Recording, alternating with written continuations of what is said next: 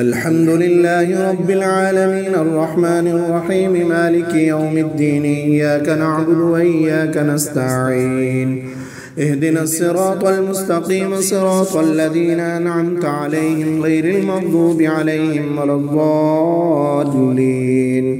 وقال الذين كفروا لن نؤمن بهذا القرآن ولا بالذي بين يديه ولو ترى إذ الظالمون موقوفون عند ربهم يرجع بعضهم إلى بعض القول يقول الذين استضعفوا للذين استكبروا لولا أنتم لكنا مؤمنين قال الذين استكبروا للذين استضعفوا ونحن صددناكم عن الهدى بعد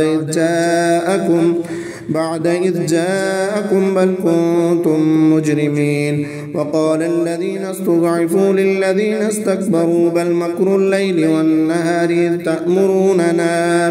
إذ تأمروننا أن نكفر بالله ونجعل له أندادا وأسروا الندامة لما رأوا العذاب وجعلنا الأغلال في أعناق الذين كفروا هل يجزون إلا ما كانوا يعملون. وما أرسلنا في قرية من نذير إلا قال مترفوها إنا بما أرسلتم به كافرون.